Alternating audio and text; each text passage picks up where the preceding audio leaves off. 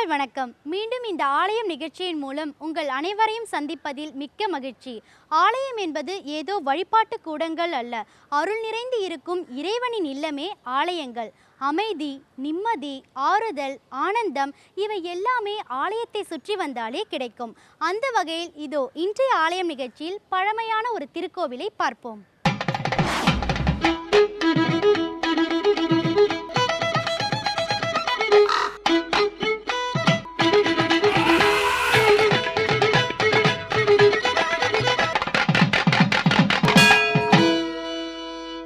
தமிழகத்தில் எங்கு நோக்கினும் திருக்கோவில்களே, எல்லாமே அற்புத வடிவங்கள், காலத்தால் அழியாத கலை சின்னங்களே ஆலயங்கள். சென்னைக்கு அருகிலுள்ள திருவள்ளூர் மாவட்டத்தில் உள்ள பழமையான திருக்கோவிலே ஐமுத்தீஸ்வரர் ஆலயம். வாருங்கள், ஆலயத்தை வலம் வருவோம்.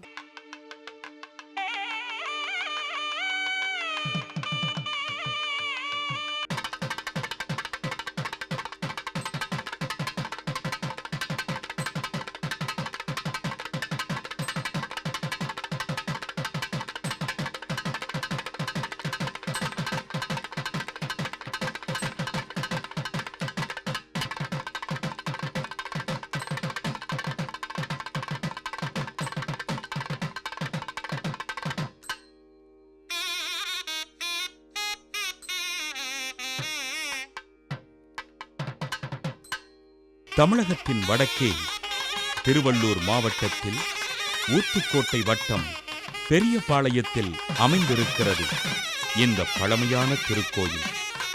அன்னபூர்ணாம்பிகை உடனுரை ஐமுத்தீஸ்வரர் திருக்கோயில் கிட்டத்தட்ட 2000 ஆண்டுகள் பழமையான திருக்கோயில் என்பது வரலாற்று ஆய்வாளர்களின் முடிவு.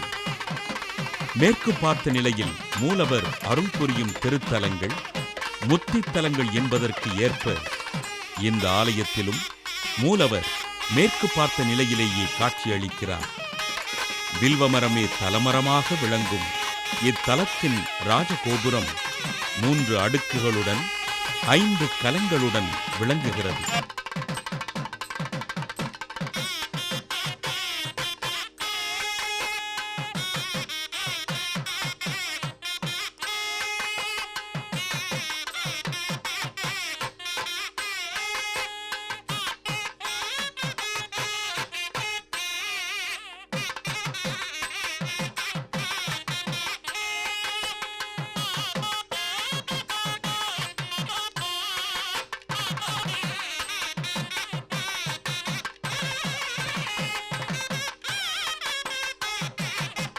சனீஸ்வரனுக்கு தனிச்சன்னதி உடைய இத்திருக்கோயில் சனிதோஷம் நிவர்த்தியாகும் என்பது இத்திருக்கோயிலின் சிறப்பாகும். சனிப்பெயர்ச்சி விழா இக்கோயிலில் ஆண்டுதோறும் வெகு விமரிசையாக நடக்கிறது.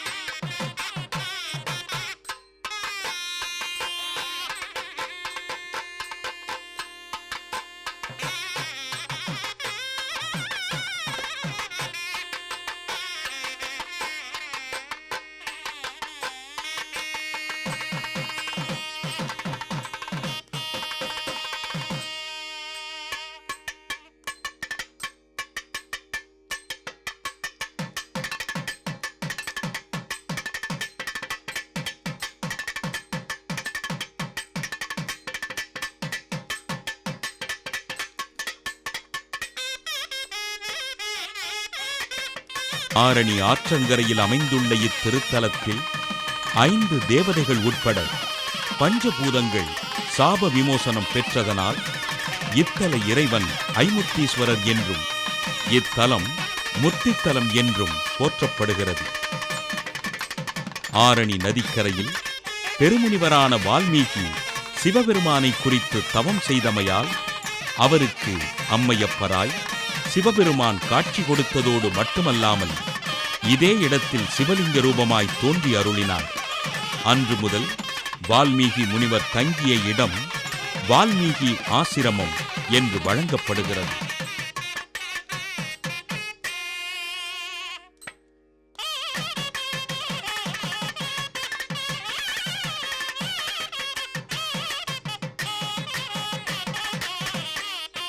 வால்மீகியால் பூஜை செய்யப்பட்ட பெருமை உடையது இந்த திருக்கோயிலின் மூலவரான சிவலிங்கம் என்பது இத்தலத்தின் பழமைக்கும் பெருமைக்கும் சான்று.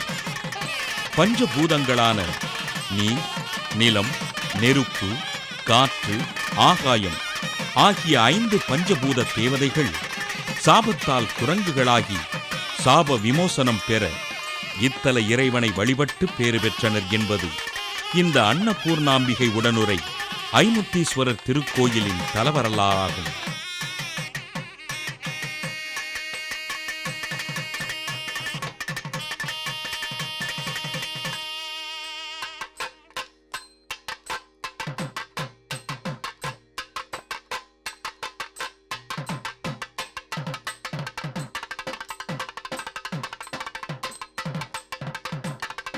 ஆரணி ஆற்றங்கரையோரத்தில் வால்மீகி தவம் செய்தார்.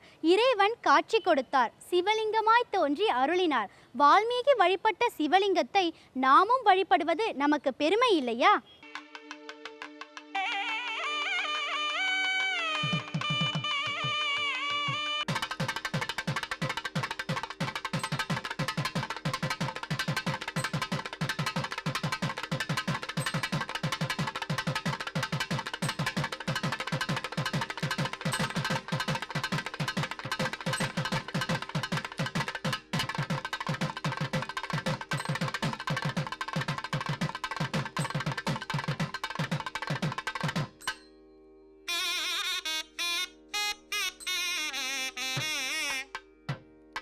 பஞ்ச தேவதைகள் வழிபட்ட இத்தலத்தில் சனிக்கிழமை தோறும் இறைவனையும் இறைவியையும் வணங்கி வந்தால் தீராத நோய்கள் தீரும், நவக்கோள்களால் நன்மையே நடக்கும் என்று தலபுராணம் தெரிவிக்கிறது.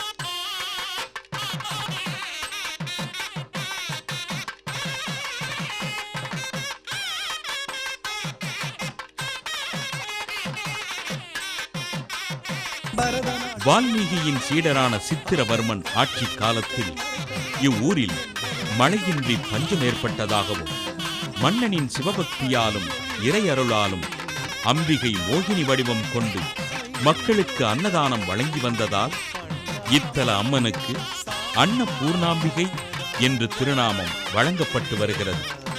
இன்று இந்த அம்பிகையை தொழுதால் வாழ்வில் வறுமை நீங்கி செல்வ வளம் மேலோங்கும் என்கிறார்கள்.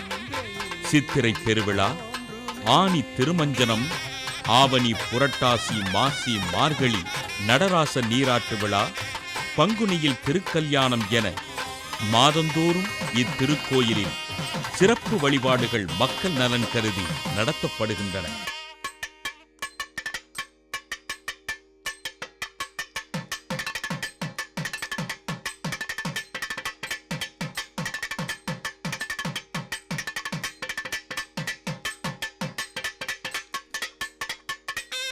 வால்மீகி முனிவரால் பூஜிக்கப்பட்ட சுயம்புலிங்கம் ஒன்று உள்ளது. பஞ்சபூதங்களும் நந்தி தேவர் அனுமதியின்றி சுவாமியை தரிசித்ததால் பஞ்சபூதங்களுக்கும் நந்தி தேவர் சாபம் அளித்து தேவர்களாக இருக்கும் அந்த பஞ்சபூதங்களும் குரங்குகளாக, அதாவது வானரமாக மாறுமாறு சாபம் அளித்தார். அதன்படி பஞ்சபூதங்களும் வானரமாக மாறி தன் சக்திகளை இழந்து மக்களுக்கு பரிபாலனம் செய்ய முடியாமல் செய்தார். இங்கே ஐமுக்தீஸ்வரர் தேவாலயத்திற்கு பூஜை செய்து முக்தி பெற்றனர். அதனால் சுவாமிக்கு பெயர் ஐமுக்தீஸ்வரர் என்று பெயர் வழங்கலாயிற்று. இங்கே சனீஸ்வர கிரகதோஷ பரிகார ஸ்தலமாக இது விளங்குகிறது. மற்றும் இவ்வாலயத்தில் இது சிறப்பானது சனிக்கிழமைகளில் வரும் பிரதோஷம் முக்கியமானது. அன்றே இவ்வாலயத்தில் பச்சரிசி மாவு என்னும் அபிஷேக வஸ்துவை தந்து வழிபட்டால் அனைத்து நோய்களும் தீரும் என்பது இவ்வாலயத்தின் வெகு புராணம். இங்கு பிரம்மோற்சவ புண்ணிய காலம் சித்ரா பௌர்ணமி அன்று சுவாமிக்கு பௌர்ணமி திதி சித்ரா பௌர்ணமி அன்று பிரம்மோற்சவம் தொடங்குகிறது. அன்று முதல் 10 நாட்கள் வெகு சிறப்பாக பிரம்மோற்சவம் நடைபெறும்.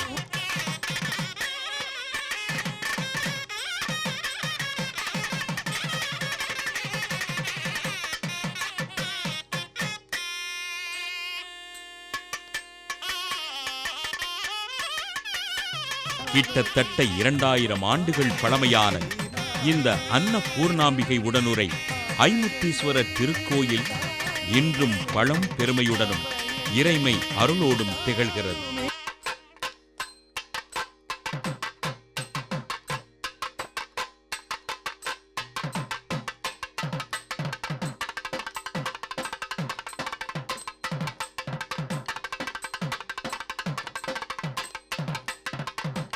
அன்னபூர்ணாம்பிகை உடனுரை ஐமுத்தீஸ்வரர் திருக்கோவிலின் பழமையும் பெருமையும் தமிழர் வரலாறு. இனி இன்றைய ஆலயம் நிகழ்ச்சியின் அடுத்த பகுதியாக வருகிறது திருப்புகழ். இந்த பகுதியில் அருணகிரிநாதரின் அற்புதத்தையும் பாடலையும் காணலாம். எல்லோரும் இன்புற்றிருக்க நினைப்பதுவே அல்லாமல் வேறொன்று அறியேன் பராபரமே. கந்தர் அலங்கார பாடல் மொய்தார் அணிகுழல் வள்ளியை வேட்டவன் எனும் பாடலை பார்த்துவிட்டு விளக்கத்தை பார்ப்போம். முத்தமிழால் தன்னை திட்டியவர்களையும் வாழ வைப்பவன் முருகப்பெருமான் என்று அருணகிரிநாதர் இப்பாடலில் பதிவு செய்து வைத்திருப்பதாக பார்த்தோம். என்ன விளக்கம்?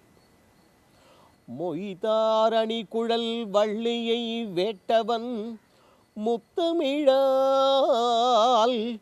வைதாரையும் அங்கு வாழ வைப்போன் வெய்யவாரணம் போல் கைதால் 20 உடையான் தலை 10 கத்தரிக எய்தான் மருகல் உமையாள் பயந்த இளஞ்சியமே.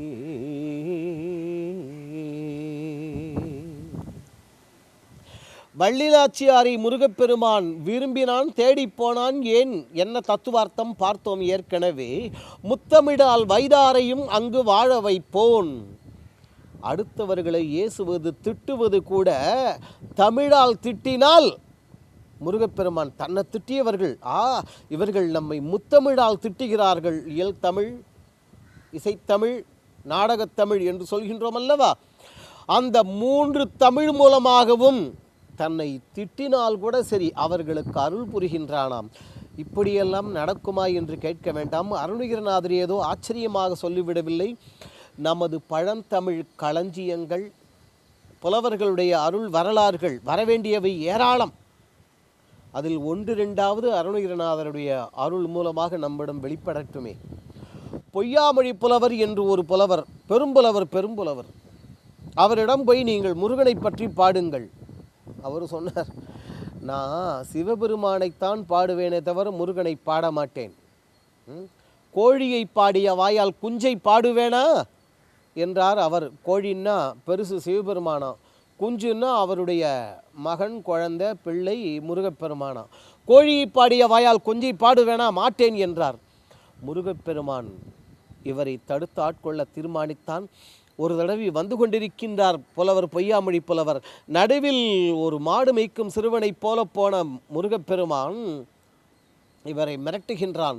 பாடு என்கின்றான். ஆகா, இந்த குழந்தை ஏதோ மாடு மேய்க்கிற சிறுவன் என்று பாட ஆரம்பித்த அவர் அந்த இடத்தில் நற்றாய் இரங்கல் துறை எனும் அந்த துறையின் மூலம் பாடிய பாடல் அது. ஒரு பெண்மகள் போய்விட்டாள். அங்கே அப்படியே வெயில் கொதிக்கின்றது, மணல் சூடு பொறுக்கவில்லை. அந்த இடத்துல இருந்த கள்ளிச்செடிகள், முச்செடிகள், கள்ளிச்செடிகள் கூட காய்ந்து கருகி போய்விட்டன. ஐயோ, காலில் முள்ளு குத்து என் மகள் எவ்வாறு தான் நடந்தாளோ என்று கருத்து அமைந்த பாடலை பாடினார். உடனே முட்டைக்கும் காடு, முள் தைக்கும் காடு என்பது முட்டைக்கும் காடு என்று அந்த பாடல் முடியும். உடனே மாடு மேய்க்கும் சிறுவனாக போயிருந்த முருகப்பெருமான் சிரித்தார். ஏன்டா சிரிக்கிற? என்ன தெரியும் உனக்கு? நீங்கள் பாடிய பாடல் சொல் குற்றம் இல்லை, ஆனால் பொருள் குற்றம் உண்டு. என்னது அப்படின்னா, என்னையா அடிக்கிற வெயிலில் கள்ளி செடியே கருகி போகுது என்றால் முள் எவ்வாறு அங்கே இருக்கும்? கருகி போய் இருக்காதா? அது எப்படி இருக்கும்? அது எவ்வாறு காலில் குத்தும்? பாடலே தெரியும், பாடல் தெரியவில்லையே உங்களுக்கு, நான் பாடுகின்றேன் பாருங்கள் என்று முருகப்பெருமான் பாடினான். பாடிவிட்டு கேட்டான், ஆமாம், எனவே கோழியை பாடிய வாயால் குஞ்சை பாடமேட்டேன் என்று சொன்னாய், இப்பொழுது முட்டைக்கும் காடு, இது முள் தைக்கும் என்பதை முட்டை என்று பார்த்தோம் அல்லவா, முள் தைக்கும் என்று முட்டைக்கும் காடு என்று முட்டையையும் சேர்த்து பாடிவிட்டிருக்கிறாயே என்று பணி கொண்டான். அப்பொழுதுதான் வந்தது முருகப்பெருமான் என்று தெரிந்தது. பொய்யாமொழி போல் அவர் கீழே விழுந்து வணங்கி மன்னிப்பு கேட்டுக்கொண்டு அருள் பெற்றாராம். முத்தமிழால் வைதாரையும் அங்கு வாழ வைப்போன். அப்படிப்பட்ட இந்த அற்புதமான கந்தர் அலங்கார பாடலில் தன்னை ஏசியவர்களையும் வாழ வைப்பவன் முருகப்பெருமான் என்று சொல்லி ராவணனுடைய கதையை சொல்லியிருக்கிறார். அது ஏன் என்பதை அடுத்த நிகழ்ச்சியில் பார்ப்போம். அந்த ஆறுமுக வள்ளல் நம் எல்லோருடைய உள்ளங்களிலும் இல்லங்களிலும் எழுந்தருளியிருந்து நாம் செய்யும் ஏசுதல்கள் மட்டுமல்ல, நம்மை நல்லவனாக செய்து துதிக்கவும் செய்து எல்லா விதமான மங்களங்களையும் அருள வேண்டுவோம். அவனும் அருளுவான். சரி நேயர்களே, இன்றைய ஆலயம் நிகழ்ச்சியில் இடம்பெற்ற கருத்துகளும் காட்சிகளும் உங்களுக்கு பயனுள்ளதாக அமைந்திருக்கும் என்று நம்புகிறோம். இந்நிகழ்ச்சி குறித்த உங்கள் கருத்துக்களை எங்களுக்கு தெரியப்படுத்துங்கள். மீண்டும் வேறொரு ஆலயம் நிகழ்ச்சியில் உங்களை சந்திக்கும் வரை உங்களிடமிருந்து விடைபெறுவது சரண்யா. நன்றி, வணக்கம்.